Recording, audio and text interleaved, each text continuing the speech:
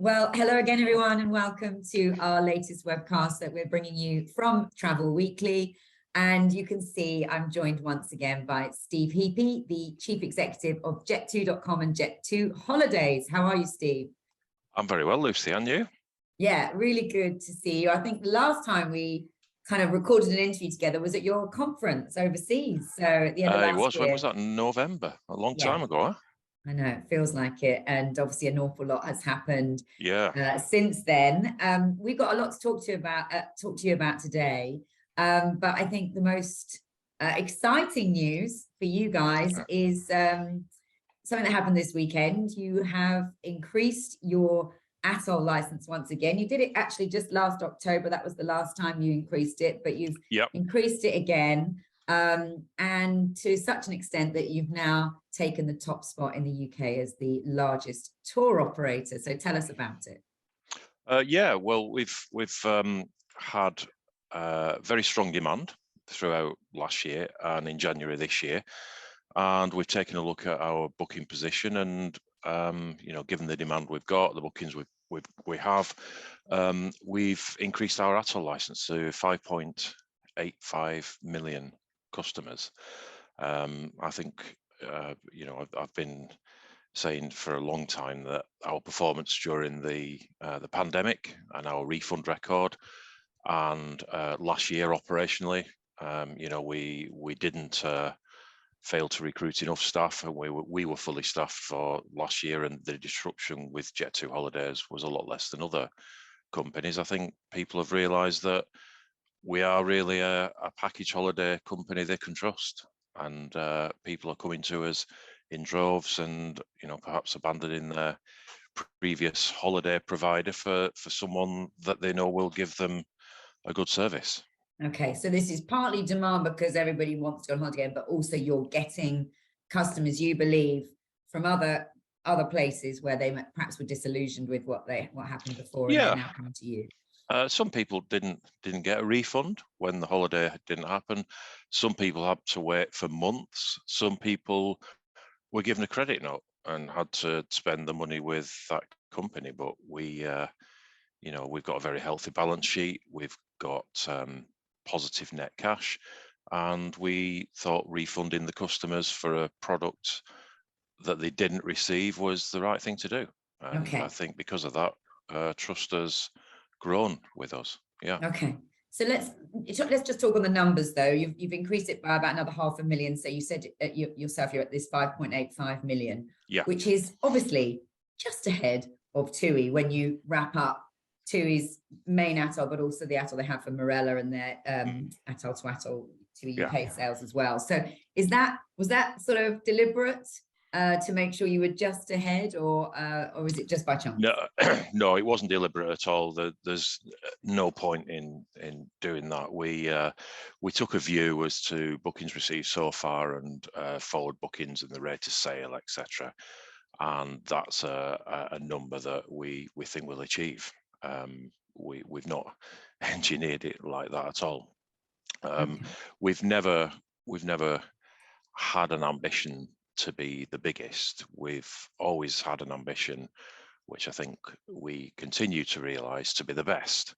And because we're the best, I think hopefully that's why we've become the biggest. And it sounds rather arrogant saying we're the best, but you look at the awards we've won over the last few years, your own awards, plus UK Institute of Customer Service, which TripAdvisor, etc. We are recognised as being the best holiday provider. Yeah, and I know, Steve, one thing you said is that no matter how big you get, you will never sacrifice your quality of the product that you're offering, and also, crucially, the customer service. I know those are the two key things you've said about this growth.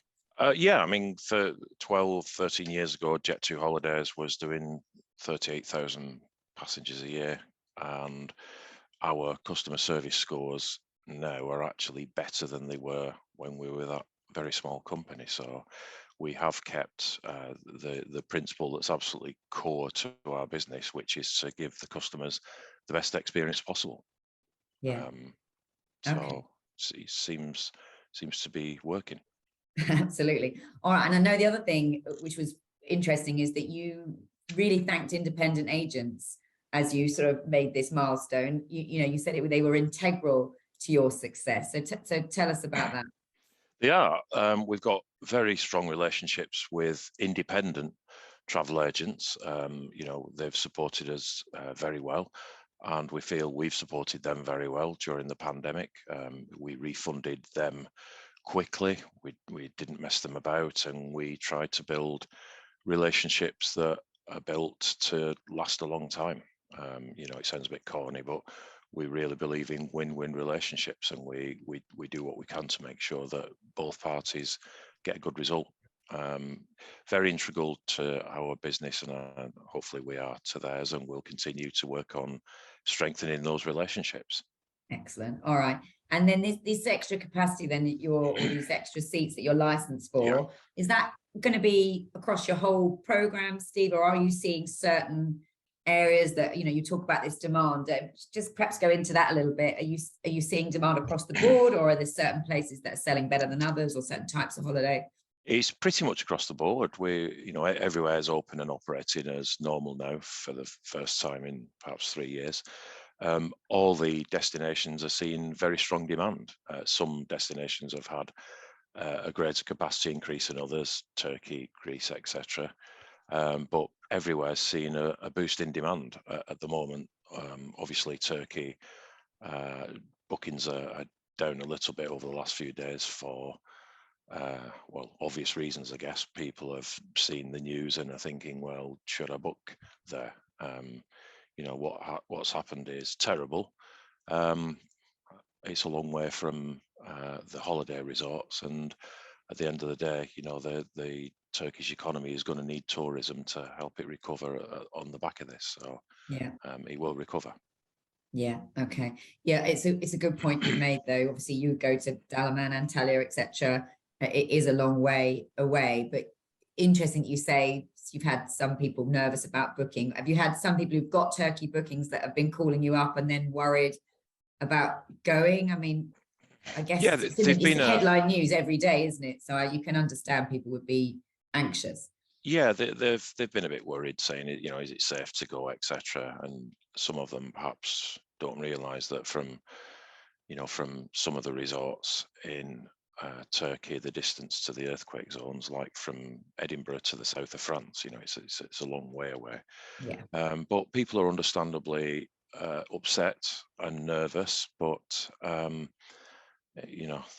these things unfortunately happen, and we're doing what we can to help, as is everybody else. And I hope that the holiday season remains unaffected. But because they need it, is what you're saying, is they need it in the economy to make sure. I think I think one way I'm bound to say this because I work for a holiday company, but one way to show support for Turkey is to still book holidays there and support them, because that's going to pump money back into the economy and help the recovery. They're going to need money to pay for rebuilding, etc. Yeah, absolutely. Well, before we move on from that, I mean, you mentioned about doing what you can to help, but you did make quite a significant gesture at the end of last week in terms of a big donation for supplies, to pay for supplies and aid to get there, and also you have mobilized your fleet of coaches. Is that right, Steve, to help sort of transfer that aid around to the affected areas? Yeah, we're working with our agents in Turkey, and they've mobilised our coaches. We've sent them to the earthquake zone to help bring people out, etc. And we've also made a sizable donation for food and fuel, etc. And we'll continue to monitor it. It's all right saying, we'll take donations, and they need the money now. So we've just done that, and we've mobilised things and got things moving. It's help they need now, not in a few weeks after all the donations have been counted and sent over and admin fees deducted. We've just sent the money straight over there, and people can start using that to help with the rescue effort. Okay. All right. Well, brilliant. Well, definitely keep us posted on that. But I think 100 odd coaches you've sent, which is fantastic. Yeah. Let's just go back to this weekend and the milestones we talked about. Obviously, the Atoll license is significant, but you had a birthday as well this weekend. It was 20 years since Jet2.com started flying. I mean, long way from those 2 aircraft out of Leeds, Bradford, I think flying to about 8 destinations initially. I mean, it's such a change since That's then. right, yeah. Founded 20 years ago by our founder and chairman, Philip Meeson, who's still in the business.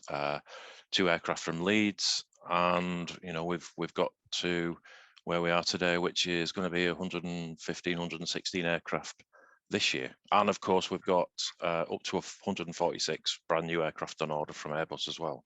So things have, you know, really taken off. And from humble beginnings at Leeds Bradford Airport with 2 aircraft, we've got to this. But there's a long way to go, and there's a lot to do. One thing we'll never do is get complacent. Which, you know, I'm a big believer that success can breed complacency, and it can be a company's biggest enemy. So we've got to stay alert, and we've got to keep providing great customer service. And if we do that, we'll continue to grow, I'm sure. And is that why I mean, obviously, I've seen a lot of stuff on social media around your birthday, and a lot of people calling, oh, if only they would fly from Gatwick. Why don't they do long haul? I mean, this is consumers who just obviously enjoy your product, but want you to do more. I think every time I speak to you, Steve, I go, you're going to open another base, you're going to go into Gatwick. But, and I get what you're saying. You don't want to do too much too soon. As you say, you don't want to, success breeds complacency. You don't want to rush in too soon. But with 146 aircraft, are you going to put them on the same routes, or are you going to look to expand?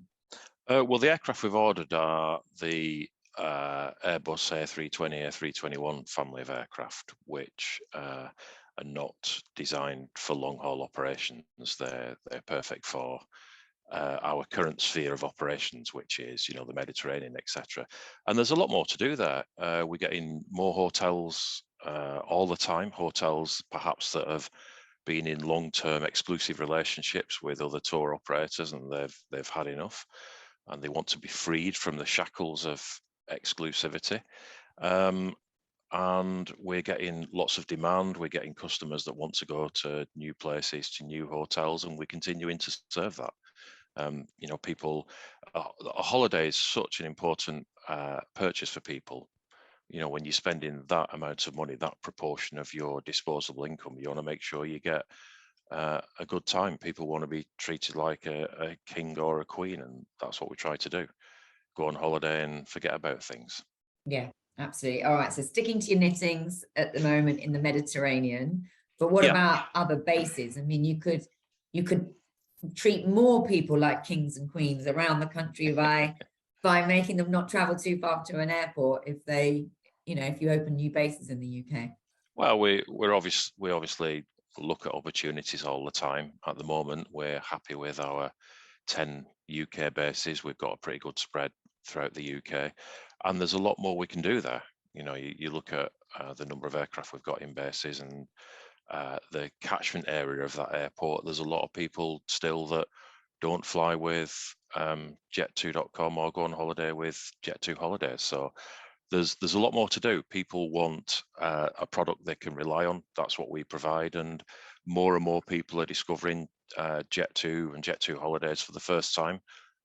Those that have been before tell their friends, and we're continuing to grow and take brand new customers on holiday. Yeah, and I hope they'll stick. And when these new aircraft come online, Steve, are they in addition to what you've got, or are you kind of renovate? You know, are you kind of getting rid of the older aircraft, or you know, or will it be additional? Yeah, we've got a constant fleet renewal program. So some aircraft will be retired from the fleet, and those will be replaced by some of the new aircraft. But a big proportion of the new aircraft, as I said, up to 146. Will be for growth. So we'll continue to put capacity to places where people want to go to. All right, might be increasing that ATOL again soon. You never know. Well, who knows? I would hope so, because it means we're continuing to grow and delight our customers. But yeah, one step at a time. As I said, we've never gone out to be the biggest. We've just wanted to be the best, and I think we are the biggest because we've been the best and continue to be so. All right. Just go back what you talked there about hotels overseas. We often don't talk much about the overseas side of things. And you were saying there that lots of hotels are coming available that have been tied up in these exclusive relationships with other tour operators. And you were saying that seems to be happening. Is that post-pandemic, or has it been a trend that has been happening for some time? And why is it important for our market and the customer? I think it's a trend that has been ongoing for several years. It accelerated during the pandemic because if you're a hotel in an exclusive relationship, you basically have one customer. So it's not great for the hotel. But it was definitely a really popular thing for a long time, wasn't it? Because I guess they had that guaranteed, stream of business. Yeah, but it's not great for the hotel when you've got one customer, and it's not great for the customer because an exclusivity is a monopoly, and monopolies tend to charge quite high prices for things. So I think hotels are realizing that a more stable business model is one where you have lots of customers. So we're getting a lot of hotels that are now asking us to work with them, and we're increasing our hotel portfolio. We offer, a very wide range of hotels, and thank you very much. Thank you. Someone's just brought me a cup of coffee in. Thank you. That's very kind. Well, very important. It is early. People won't realize quite how early we're actually recording this, but this company runs on kerosene and coffee. Kerosene and caffeine. So I think there's a trend for hotels to want to strengthen their business model. They're attracted by Jet2 Holidays, a company that has the trust of their customers, a company that doesn't cancel thousands of flights because they fail to recruit enough staff, a company that pays them on time and in full. Look at our payment record on the UK government payment practice website and compare it with other companies. If you're a hotel, why wouldn't you want to deal with a company like that? And that's what we're seeing. Yeah, exactly.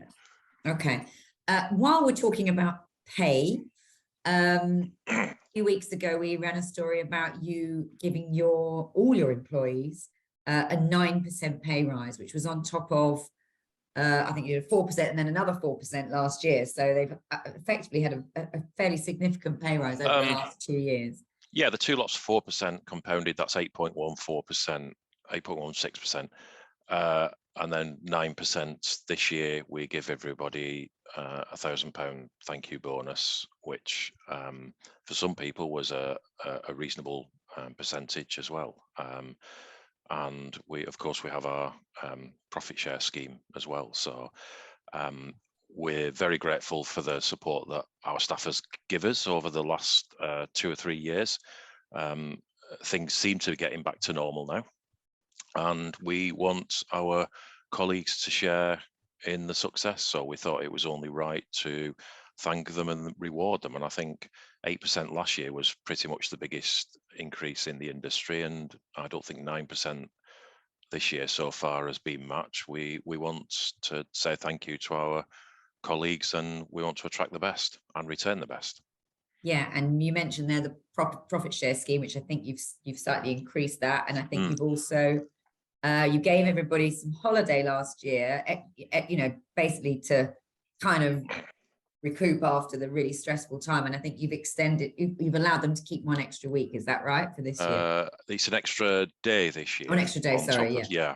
So I think money is very important to everyone, particularly in the current environment. But obviously, work-life balance and people going on holiday. We work for a holiday company. I think everyone should experience holidays and recharge the batteries. That's what they're good for you. So we've tried to do that as well. So we want to try and generate a happy set of colleagues. Yeah, because and what was the reaction? They're happy, it's fantastic. People were genuinely surprised, I think, particularly after last year. We hadn't been asked to do that. We thought it was the right thing, and we did the communication. It's been very well received, and if you have happy colleagues, then they will serve the customers better, and you'll end up having happy customers. So, you know, I'm not aware if any other companies have announced what they're doing, but I think 9% will be pretty much at the top end. Yeah, absolutely. And but it's the right thing to do. And you said it's great for retention because you want to reward loyal staff, but also you said it helps you attract the best people. Are you finding you're getting people knocking on your door and wanting to work for you? And are you recruiting at the moment as you grow? We are recruiting, in all areas: pilots, cabin crew, ground operations, engineers, head office functions. We are growing. We are well on with recruitment for summer 23, and we're always happy to welcome new people. So if there's anyone that wants to join us, go on our careers website, and there's lots of jobs there. Okay. All right, you mentioned 2023. Let's talk about that, because obviously it does appear that everyone's got off to a flying start, which is fantastic. But only last week we were reporting the ABTA chief executive, Mark Tanzer, talking about the road ahead. He was saying, you know, it has been a great start, but we can't defy gravity. And he was saying, look, the economy is looking to remain stagnant for years. We're not going to see growth in the economy overall. The cost of living crisis or challenge, we should say, we shouldn't keep calling it a crisis, but it's hanging over people, isn't it, with energy bills? So what have you seen? Because obviously you've got a customer base that perhaps could, you know, we've talked before that they could be perhaps more affected by sort of financial pressures. So tell us what you've seen and what your outlook is for this year, Steve. We've seen a little bit of nervousness by people. You know, everyone's experiencing inflation, the cost of living squeeze, but we are seeing that demand remains very robust. I mean, we have to remember that this is coming on the back of people you know, being forced to remain in the houses during lockdown, not being able to book a holiday because of the restrictions that were in place. You know, then they wanted to go on holiday last year. Many had the holiday ruined because their holiday company maybe wasn't prepared. So some people have not had a holiday for 2, 3, 4 years, and they desperately want to go away. And we're seeing that, you know, that people are booking in significant numbers. And I think, given the fact that they've not had a holiday and we live in a country with not the best climate, people just want to get away. And I think, you know, you look at our product, we offer holiday, you know, we invented the flexible stay duration. People can book for any duration they want. It doesn't have to be 7, 10, 11, 14 nights, book for any duration you want. So, you know, people can fit the holidays around their lifestyle and what they want to do. And maybe, you know, if costs have gone up, stay for 1 or 2 nights less. So are you seeing that? Are you seeing a bit of that? We are. People just slightly smaller durations. And what about in terms of where they're going or the board basis they're staying on? Are you seeing people slightly just reining in a little bit? It's becoming slightly more polarized. Self-catering's up slightly and all-inclusive's up slightly, and the middle bit is that, you know, people are tending to go for one or the other. But the main thing is people want to go away. And I mean, it is, I guess, quite challenging times at the moment, but we believe we've got the right product for today's times. You know, we do offer flexible durations. We've got flexible payment methods. People can pay in installments, etc. Yes, well, we wrote a story about that. That seemed to be, I mean, a lot of agents were reporting that was one of the key things that was getting people over the line, I guess, because if they were a bit nervous, at least they could spread it out. So that's obviously worked for you then. Yeah, people can pay the deposit and then pay in either three installments, or, well, as much as they want, really. I mean, some operators have had, you know, 0 deposit or very low deposit, but you have to read the small print because you have to pay the rest of your deposit a couple of weeks later, and it's not really much benefit. But we try to keep things simple, really. It has to be, so I can understand it, really. But you know, £60 deposit, pay in full, pay in installments. It's up to you. We let the customer decide. As always, the customer is king or queen. Okay, so looking ahead, then you're pretty confident that we'll have a good year, are you? Yeah, I think we've got the right product for today's times. We're strong, we're financially stable. Look at our accounts, compare them to our competitors if you're into accounts. I think given the climate we have in this country, people will always want to book holidays. Okay. I think it's I feel like at the end of the year, I deserve a holiday. And I think that's how people think. You know, you've worked, whatever your job is, you've worked hard. You know, you've been in the country for however many weeks, months. You deserve to get away to a foreign climate and have a rest and just relax, be treated very well, and get away from, you know, life's normal routine. And that's what people do. They feel like they deserve a holiday, and we're very happy to take them away and give them the experience they deserve. Okay. And what could derail us, Steve, like looking ahead? I mean, we had a story last week about airports warning of more disruption and volatility. So that could, I guess, cause some hiccups. What are you, when you look ahead to the year, what do you sort of think about when you're sort of thinking, okay, what do we need to be aware of, be cautious of, just keep in our mind in case things happen? Well, quite surprised that airports are warning of disruption. You know, they'd better be ready. They know that this summer is going to be a big one. They know when volumes increase, they can see what flights the airlines have scheduled, and they have to be ready. You know, I don't think the public will accept any excuses this year. The European entry system isn't going ahead. That's been delayed, which is good. That would have caused big disruption. Of course, we've got the possibility of air traffic control strikes. That always happens. But again, look, when there's air traffic control strikes, other companies cancel flights. We don't. We battle on and get people to their destination. We've got people that work with air traffic control and get people there. Next time there's a strike, you watch. Look at the number of cancellations other companies do. Look what we do. We don't cancel. So what do you do then? Because do people just get there slightly delayed, but you won't just immediately cancel? You'll still make sure they get there even if it's slightly late? Yeah, because people have booked time off for a holiday. And I think, you know, if you ask people, would you rather have your holiday cancelled or would you rather get there a few hours late?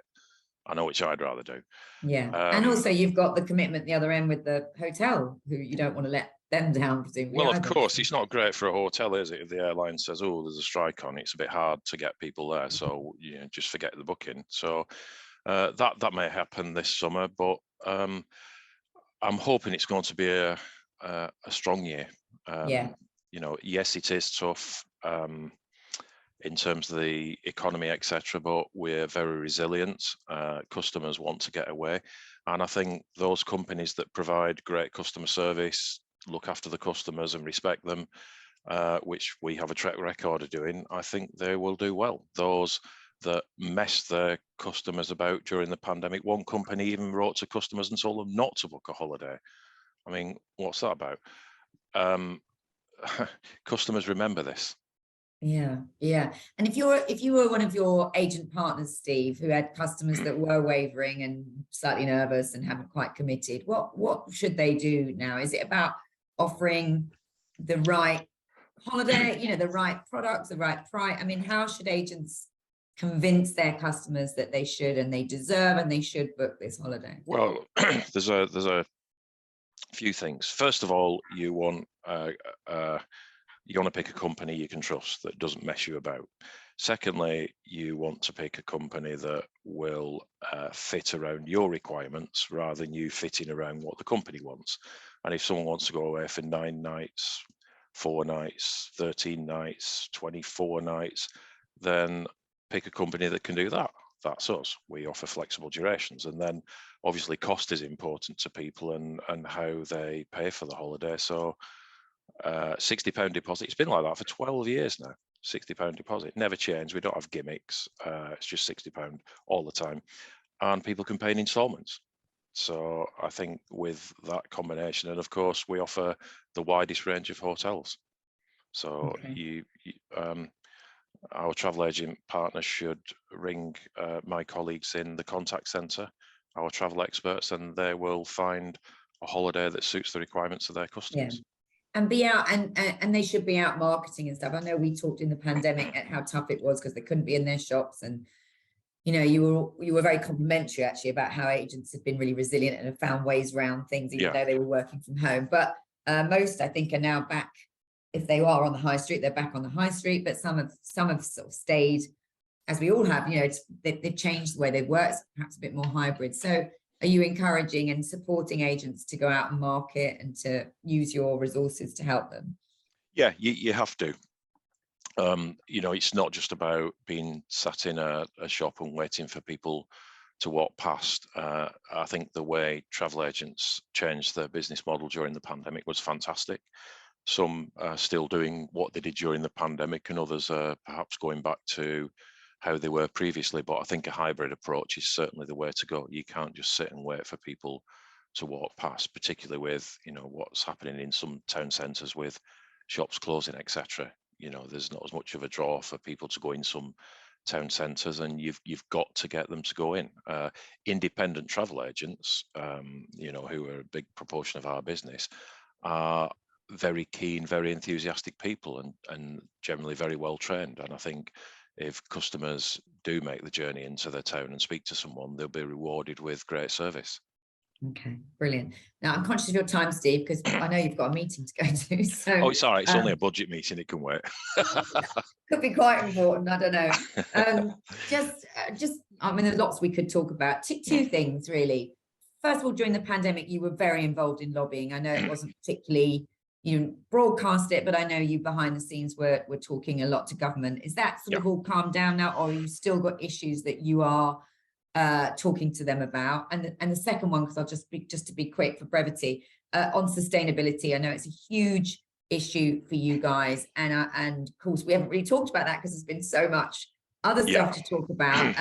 And I know TUI has announced its latest emissions cutting targets this morning. I just wanted to check where you are on that path as well. Yeah, well, we launched our sustainability policy about 15 months ago. We're on track with that. I can talk about that another time if you want me to. In terms of no time, but you're on track. In terms that we are, in terms of lobbying, we do speak to the government regularly, and sustainability is, I think, one of the big issues that I talk about, because it is in the long term a significant issue for the industry. The government, not only here but in European countries, continues to increase taxes in the name of sustainability. Not one penny of those taxes is ring-fenced for sustainability projects, and all it's doing is putting the cost of flying and holidays up and up and up. And if prices continue to go up because of increased taxation, then it automatically follows that demand would drop. That's supply and demand. And what we're asking for is that the government has a very sensible approach to sustainability, and not just keep taxing customers, asking them to pay more and more and more, because at the end of the day that just becomes demand management, and the policy of the government therefore becomes to reduce demand, to make flying something for the rich and privileged, and that can't happen. I'm not a self-flagellating, hair shirt wearing apologist for working in the airline industry. I'm very proud to. The airline industry is a force for good. I'm very proud to work in the airline industry and to represent it, and everybody in the industry is. And it's I think it gets quite a raw deal really from the perception of the industry. There was a survey done, and members of the public were asked, what percentage of global CO2 emissions do you think the airline industry is responsible for? And the average answer came out at 22%. It's 2.4%. So there's a real mismatch between perception and reality. And it becomes a whipping boy when it really doesn't deserve to be. It is very much the whipping boy. I think the airline industry is very much derided by members of the Green Lobby as being like the major contributor. It's not. Crop burning, cement, construction, livestock farming emits much more carbon dioxide than does air travel, but you wouldn't think that looking at the news. And I think it's one thing that we've got to be very careful over in the future, and make sure that the airline industry doesn't get landed with more than its share of taxation, etc. We are, as an industry, trying to improve things and become greener, but we are reliant on technology, of course, which the government needs to fund that research, I guess. Well, it does. I mean, help towards it. Yeah, I mean, they've announced an investment into hydrogen and SAF, sustainable aviation fuel, but there needs to be more.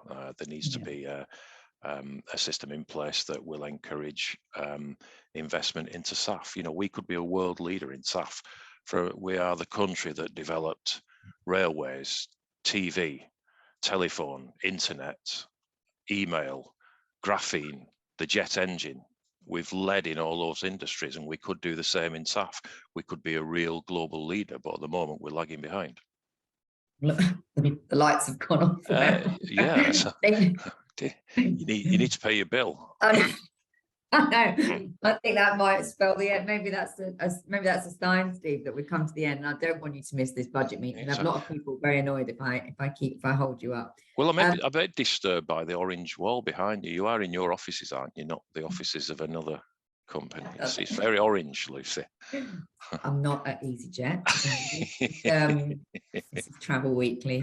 I had a choice of 4 rooms. Right. And actually, there is a red one, so perhaps next time, please, the red room. Yeah, next time the red room for you. Okay. All right. Listen, thank you for your lobbying on behalf of the industry. It's important that we should say that. We hope you have some success there, but thank you for that.